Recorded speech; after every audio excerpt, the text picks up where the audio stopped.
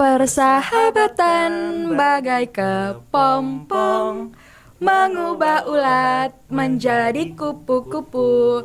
Halo Halo guys, semuanya, kembali lagi di Nekat Podcast Teman Dekat. Hore, terima kasih. Penontonnya ada 2 juta ini. Viewersnya?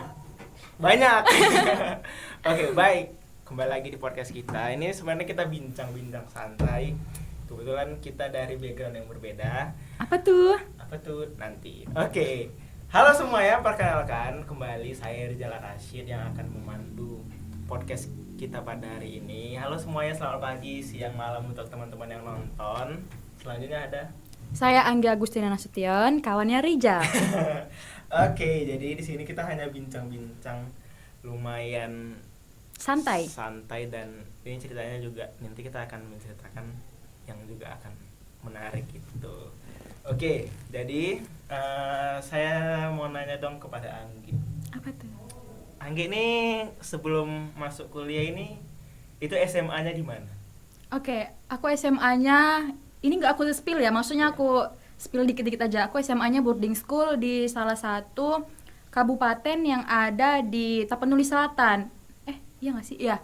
Pokoknya clue-nya adalah dia di atas gunung dan dia punya dari mantan wali kota yang mantan wali kota Medan. Pokoknya seperti itu guys. Pokoknya clue-nya dikit-dikit lah. Oh gitu. Itu gimana tuh? Asrama atau gimana? Asrama boarding school. Oh iya, boarding school ya. Iya. Maaf, soalnya saya itu ya udah Biasa sekolah aja. biasa, sekolah negeri Oke. gitu di Siantar. Halo teman-temanku. Baiklah. Saya mau nanya, apa sih sebenarnya perbedaan yang kan SMP boarding school juga? Enggak, Oh, SMP biasa. Jadi aku tuh kayak merantau gitu loh. Oh gitu. Nah, apa sih sebenarnya yang berbeda, kan udah mengalami 2 sekolah yang berbeda dari segi pola kehidupannya juga. Coba ceritakan dong apa perbedaan yang Oke. signifikan gitu. SMP aku tuh dekat rumah ya. Sebelumnya aku tuh pindah-pindah rumah. Jadi karena memang orang tua aku kerjanya pindah-pindah, jadi aku ikut juga. Nah, waktu SMP itu aku sampai tamat sih di situ emang. Karena memang orang tua aku itu punya rumah satu lagi, jadi aku itu di rumah sama kakak aku dan abang aku. Jadi aku kurang lah kayak dikurang perhatian orang tua, karena orang tua aku tuh pulangnya seminggu sekali atau 2 minggu sekali. Jadi menurut aku SMP ya sewajarnya SMP, bimbel, cabut, nggak makan, diteleponi seperti itu. Serem Tapi ya. tapi yang nggak bebas-bebas banget Oh, gitu gitu, loh. yes. Masih ada batas-batasan lah yang aku buat. Kalau SMA, aduh karena boarding school tuh jadi tertata guys. Dari mulai bangun tidur, mandi, dari pergi sekolah. Karena pergi sekolah itu kan jalan ya, itu jalannya kayak gini guys. Dia naik gunung, jadi aku merasa capek setiap hari. Mulai dari bangun, itu bangunnya sekitar jam 5 karena kita boarding school pasti mandinya rame-rame dan pastinya gimana ya, minta duluanan seperti itu kan, kayak cepat-cepatan seperti itu. Jadi biasa aja sih, cuman butuh waktu yang lama untuk bisa menyesuaikan di boarding school itu. Karena aku sempat juga mau keluar nih, gara-gara aku nggak tahan dengan situasi yang seperti itu dan nggak biasa seperti itu sih. Oh, jadi itu berapa lama tuh menyesuaikan? 1 tahun sih, kan itu abis 1 tahun masa covid tuh. Covid Gitu. Mm-mm. Iya ya sih. Kelas 2 SMA covid, kelas 3 aku udah enjoy karena udah biasa lah seperti itu. Pas Covid itu dipulangkan kah? Dipulangkan 100% nggak ada yang di situ karena takutnya menyebar kan dari kita yang rumahnya jauh-jauh gitu. Kira-kira kalau misalnya kehidupan anak asrama nih, itu kalau makan itu gimana sih? Makan apakah ada yang diatur atau? Oh, kalau makan itu biasanya ada jam-jamnya tertentu karena maaf ya guys, aku jarang makan soalnya kalau aku bilang nggak sesuai dengan aku. Oh. Misalnya kayak ada terong, tapi terong ini bukan terong yang bagus gitu, udah maaf ya, benyek. Oh, Jadi udah biasa lah ya kan. agak terlalu matang gitu. Iya, jadi menurut aku tuh Overcook gitu. nggak bisa, kayak nggak bisa dan aduh ini apa kayak gitu. Jadi aku makan itu palingan ada hari-hari tertentu yang aku hafal itu kayak tiap malam Kamis itu ada dendeng. Iya dendeng ya, daging itu. Baru kadang ada ayam semur. Pokoknya yang lauk-lauk enak itu aku makan. Cuman kalau misalnya pagi kalau ada sarapan ikan teri, aku biasanya nggak makan. Jadi aku sarapannya di kantin, biasanya beli lontong atau gado-gado. Oh gitu. Jadi lumayan tricky juga ya bagi Angge sendiri. Iya dong. Tapi keren sih. menyesuaikan diri kan. Mungkin kalau aku nggak tahu sih ya, belum pernah juga. Kalau misalnya nyoba pasti juga perlu penyesuaian yang Iya, aduh. cukup panjang. Tapi itu berkesan nggak sih? Berkesan banget sampai sekarang. Sampai sekarang tuh menurut aku tuh mau lagi. Jadi please take me back ke SMA aku. Bring me back banget gitu ya. Take me back juga. Oh iya. Baik. Jadi menurut aku selalu merasa throwback memori aku masih di SMA sih. Bukan sekolahnya sih menurut aku yang seru, tapi kehidupan asramanya. Jadi bisa bertemu dengan teman-teman, cerita. Ya bisa juga seperti di bawah itu. Pokoknya asramanya seru banget. Ada ciloknya nggak sih? Nggak ada sih Oh, kalau nggak aku. ada. Keren banget. Baiklah. Gini, aku kan kalau misalnya lihat dari asrama itu kan itu sudah kayak semi militer nggak sih? Iya. Semi militer. Nah, kira-kira kalau di asrama itu kan kayak misalnya kita dari pagi itu udah ada jadwal sama dari pagi sampai tidur, dari bangun sampai tidur lagi udah ada jadwalnya, dan itu kita di asrama aja nggak bisa keluar kan? Atau Ada sih, itu kayak waktunya sebulan sekali seperti itu. Oh, gitu. Jadi kita ada jadwalnya sebulan sekali, boleh turun ke pasar ataupun orang tua boleh kunjungan juga kok. Oh gitu. Itu boleh kunjungan. Tapi ya pas di hari libur sih, jangan mengganggu pelajaran seperti itu. Oh, nah iya seperti itu. Ada pokoknya kalau bisa dibilang itu anak asrama itu lumayan tertata gitu. Apalagi dari awal bangun sampai mau tidur yang tadi aku bilang. Nah, ngomongin soal asrama. Asrama nih. Serem banget ya asramanya. Asrama itu kalian itu ada per kamar itu satu orang atau gimana? Jadi per kamar itu kita ada 4 orang. Jadi susunan kamarnya itu atau bednya ya yang tingkat guys. Jadi aku selalu dari kelas 1 sampai kelas 3 aku yang di atas seperti itu. Itu sengaja milih atau gimana?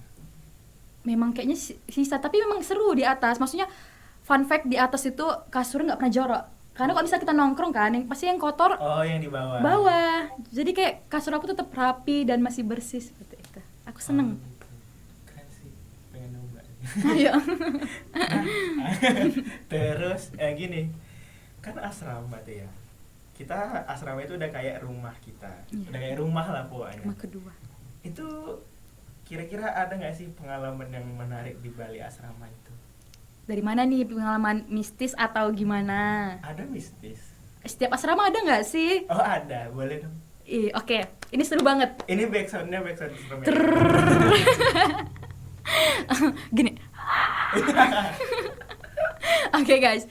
Jadi nah, pertama kali itu kan kelas 1 tuh aku diantarkan ya. Jadi kayak semua barang dibawakin.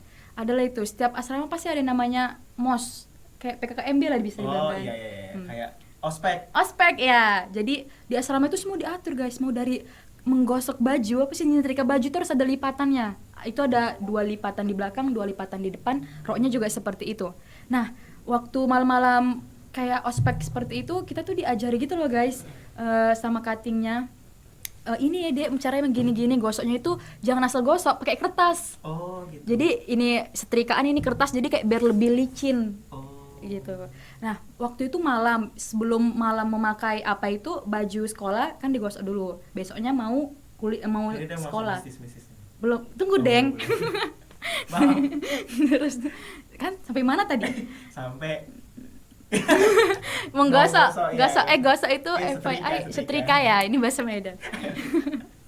Terus tuh pas nggosok, kawan aku ada yang jerit tiba-tiba itu sekitar jam 11 atau jam 12. Karena emang gosok itu susah itu guys. Serius, kayak menggosoknya itu harus penuh tekanan karena biar harus membuat lipatan itu permanen, biar dicuci dia nggak hilang kayak gitu. Jadi 11 jam 12 malam dia teriak kayak gitu. Kawan aku sedang nonton ya guys.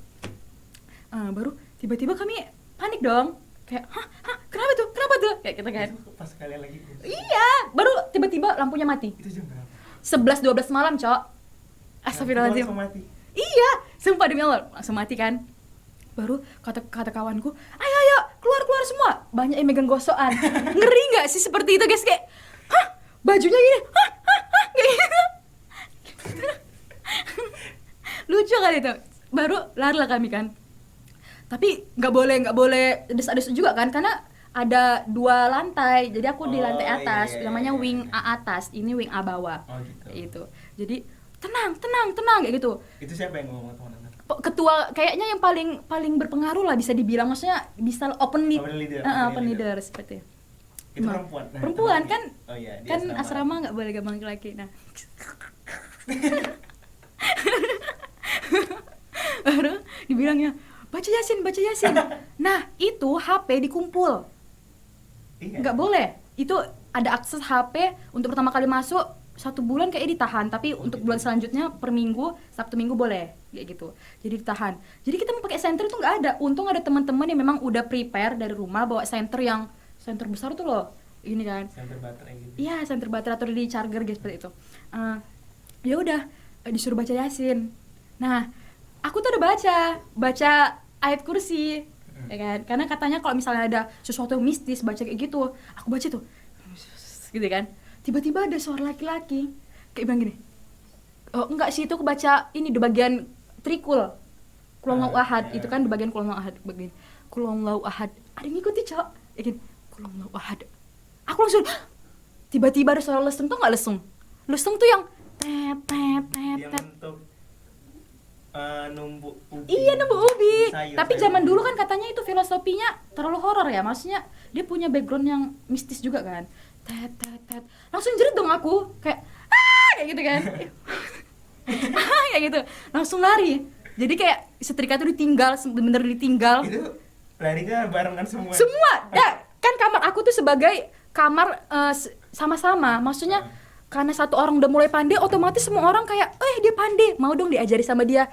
Jadi semua di kamar aku itu bawa gosokan semua. Definisi memang nggak tahu ya, mati lampu itu memang kekuatan kurang saklar atau gimana, turun daya kayak gitu. Tiba-tiba kami jatuh depan itu, gara-gara kakekku ada yang narik, kayak set, kayak gitu. Jadi kami jatuh bertumpuk, tet, tet, tet, tet. Itu lucu banget. Sampai tau nggak jemuran capstock, namanya capstock. Oh iya, yang Itu. di depan teras. Iya itu patah punya aku. Mama aku marah-marah. Kenapa baru beli? Udah patah gini gitu. Nggak aku bilang sih aku kejadian mistis seperti itu. Baru habis itu rupanya kawan aku diganggu karena dia kan punya indera keenam kan. Dia di kamar sana. Dia bilang, kayak gitu. Jangan cekik aku. Baru kami tarik kan. Ini nggak bisa kami bilang ya ibu pengasuhnya ya. Ibu pengasuhnya itu rumahnya di sana. Kan nggak mungkin gabung sama asrama ini kan siswa. Jadi dia adalah datang tuh agak lumayan lama lah kan, denger mungkin jerit kan. Satpam juga datang. Kami tarik dia. Kami ajak turun tangga tetap nggak mau, katanya ada yang nahan aku kayak gitu. Baru kami ditenangkan lah ya kan sama oleh satpam. Baru laki-laki, teman-teman laki-laki kami ada juga yang ke asrama. Lucu kali guys, buka buat teman-teman yang di balik layar ini. Kan Terus lanjut. Mau ya? ke distract nih. Iya, mau.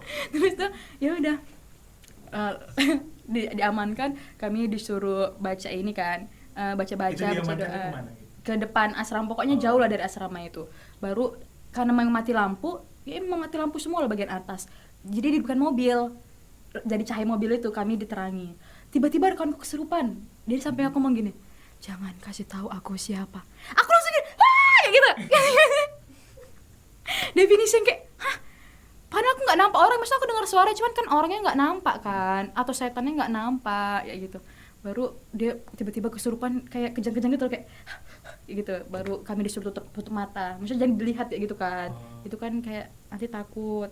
Pala ya udah aman, udah baca doa-doa, lampunya masih mati, kami diarahkan ke 1 kamar atau 2 kamar, jadi kami dikumpulin, jadi kayak ikan gembung dijujuin Di susun. aman ini. Jadi jangan balik ke kamar masing-masing, tapi disatuin kayak gitu. Jadi besoknya baru kami menggosok lagi. Tapi itu ceritanya lumayan ini sih katanya ya, itu kayak penyambutan.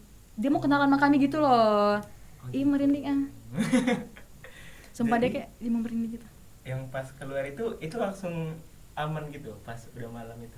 Aman-aman aja sih, karena ngantuk kan, nangis-nangis. Karena aku juga nangis kan. Kalau nangis kan memang bawaannya ngantuk ya. Jadi tidur, walaupun tidurnya kayak jam 2 malam, tapi jam 4-nya atau jam 5-nya kita harus bangun lagi kan. Karena harus mandi, prepare ke sekolah gitu.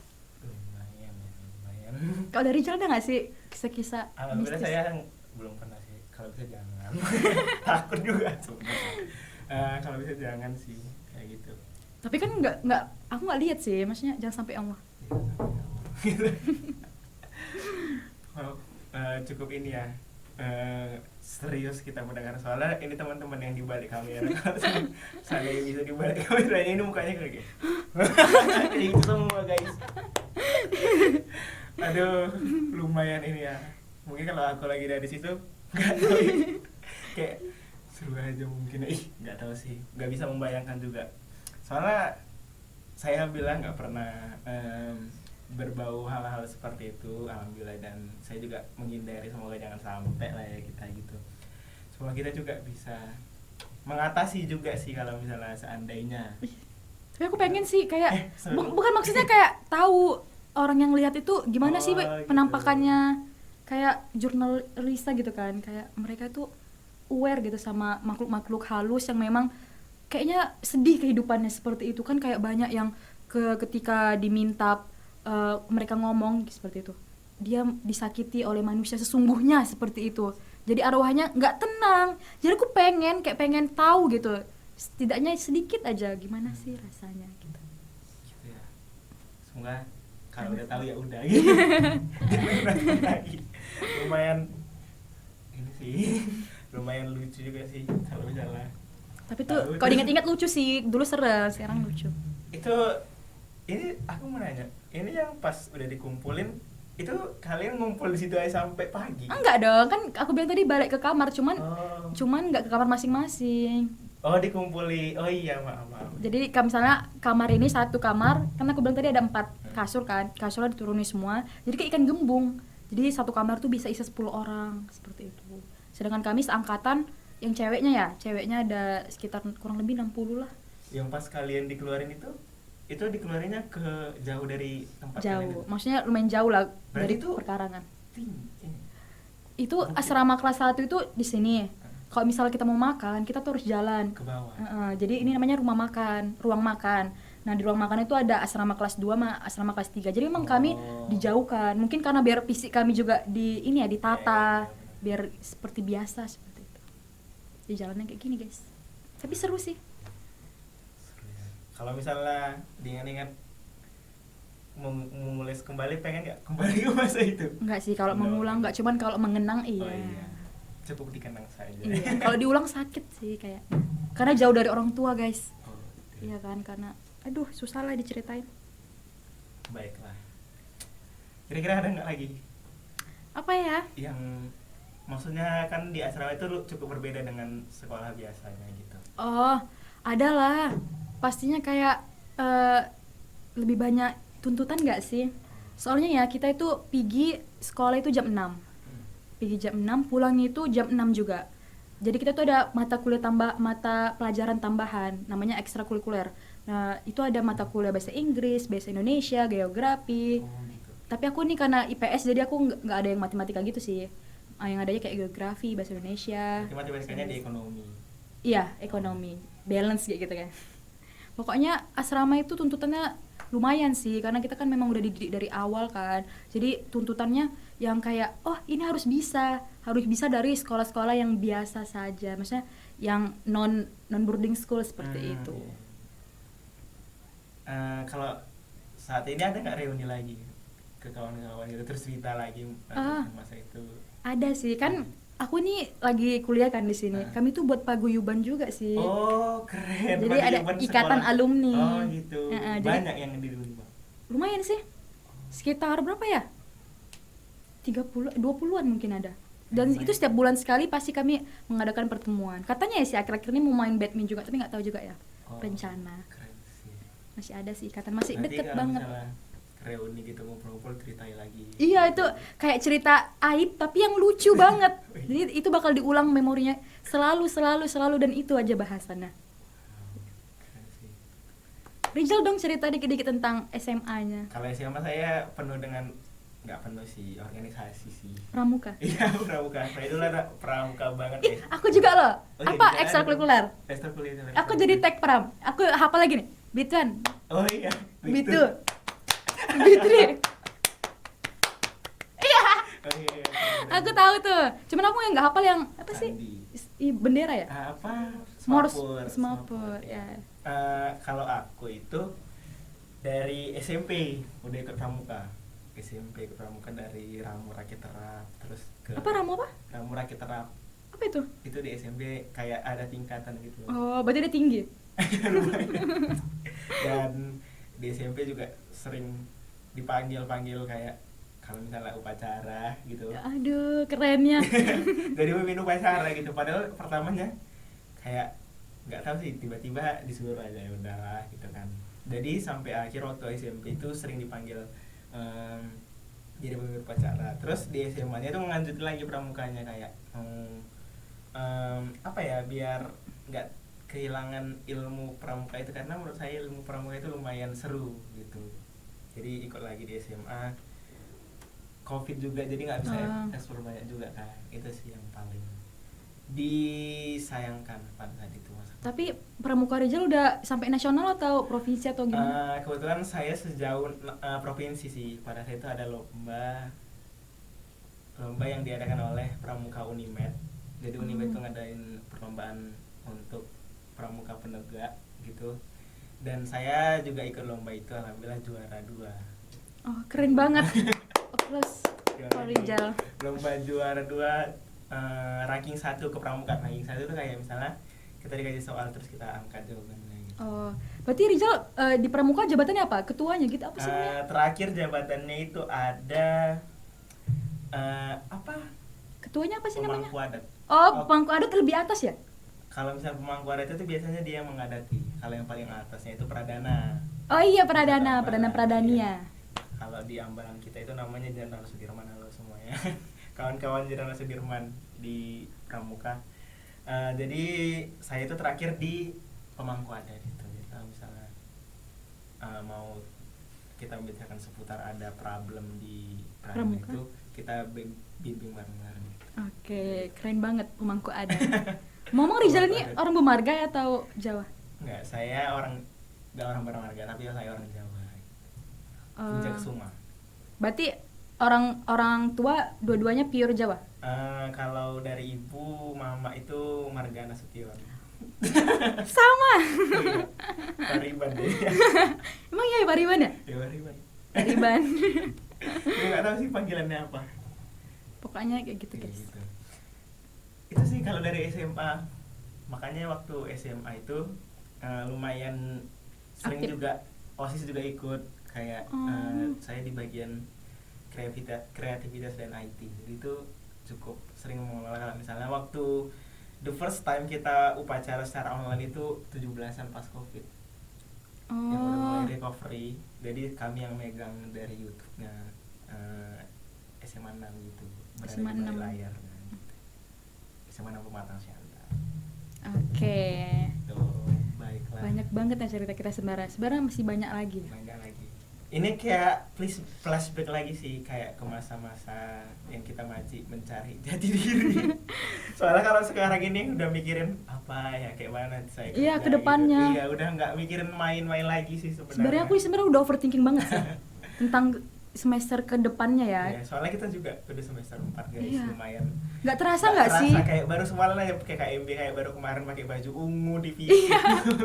Baju ungu. Kepala botak. Baru pakai pita kuning di sini. Baru kayak kemarin aja, sumpah. Itu baru kayak kemarin aja. Ternyata udah semester 4, semester 5, 6, 7, 8, enggak tahu sih. Jadi kita di podcast ini untuk flashback lagi sebenarnya, kayak kalau kita cerita kayak gini tuh kayak kita ada di masa itu lagi, jadi kayak melupakan sejenak. Kan sekarang udah ingat lagi kalau kita udah tua. Tentang tekanan yang ada pada diri kita sekarang ini. Gitu sih tujuan untuk podcast pembicara kita hari ini. Baiklah, kayaknya udah cukup ya. Semoga teman-teman mendapat hikmah yang baik di balik podcast ini. Pengalaman kami ini ya guys. Iya, pengalaman yang bisa diceritakan ke anak cucu gitu. Terlalu random. Baiklah teman-teman, terima kasih sudah bertahan. Semangat untuk kita semua. Terima kasih Anggi sudah bersedia meluangkan waktu. Terima kasih juga teman-teman penonton yang sudah mengikuti podcast kita di video ini. Jangan lupa klik tombol like, comment, dan share ke teman-teman supaya kita bisa terkonek gitu. Baiklah, itu saja dari podcast kita pada hari ini. Saya harap kita semua bahagia. Amin. Itu sih tujuan dari kita. Oke, terima kasih telah tergabung di Naked Podcast Teman Dekat. Akhirnya wassalamualaikum